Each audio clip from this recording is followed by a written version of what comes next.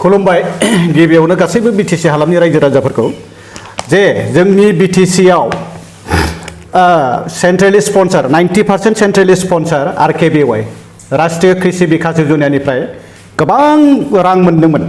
नाथाय बियो गोबां मिस इउटिलाइज जादों जेरैहाय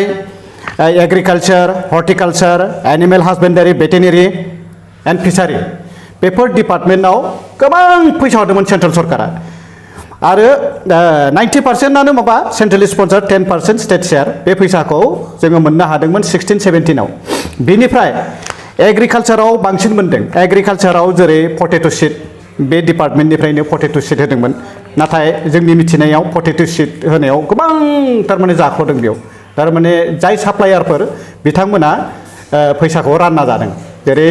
अफिसार्स बेनिफ्रायहाय पलिटिकेल बेनिफ्राय बे साप्लायार बे मोनथाम ग्रुपआ फैसाखौ मिस इउटिलाइज खालामदों आरो मा बेखौ बेनिखायनो आं रायजोफोरखौ खावलायदों जे जाहाथे BPF पार्टी रुल बिथांमोना जुदि गामियाव थाङोबा बिथांमोनखौ कुइसन खालाम जे जों मानो अनसुंथाइखौ मोननो हाया एग्रिकालचारनिफ्राय जों मानो अनसुंथाइखौ मोनाखै जे पटेटो सीड बेनिफिसियारिफ्रा सोंनो हागोन जे जों मानो मोनाखै आरो हर्टिकालचारा बे एग्रिकालचारावनो ओमफ्राय एनिमेल हस्बेंडारि वेटेरिनारि जेनेबा दाउ अमा फिसिनाय हांसो बोरमा बे डिपार्टमेन्टआव फिशारि जेरै ना फुवान बायनायाव जों फैसा मोननांगौ दा नानि आदार होनायाव जोङो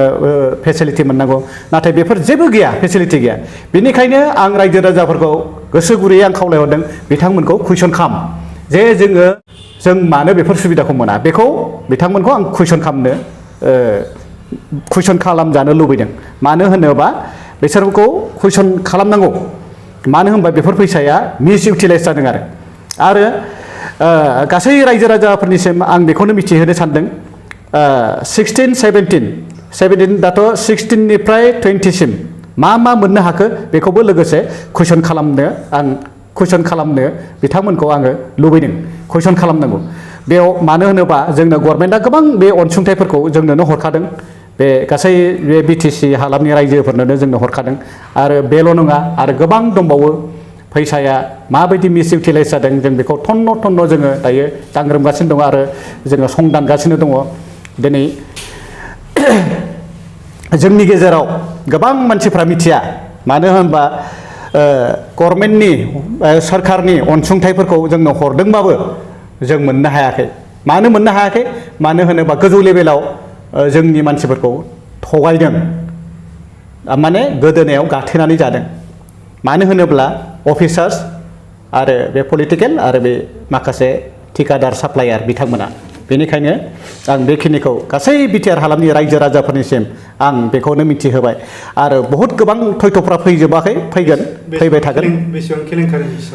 केलेंकारिया बेयाव जादों टटेल जों मोननो हादोंमोन 16-17 आव मोननो हादोंमोन बेयाव 58 crore 60 lakhs बे जोंनि मोनब्रै डिस्ट्रिक्टआव बे फैदोंमोन आरो नाथाय आंनि मिथिनायाव बे फैसाया गोबां बेवहाय मिस इउटिलाइज जादों आरो बेयाव जाख्ल'दों बेखिनिखौनो आं गासैबो BTC हालामनि रायजो राजाफोरनिसिम बेखौनो आंनि माबाखौ बुंनांगौखौ बुंहरबाय आरो मिथिहोहरबाय आङो एसेनोसै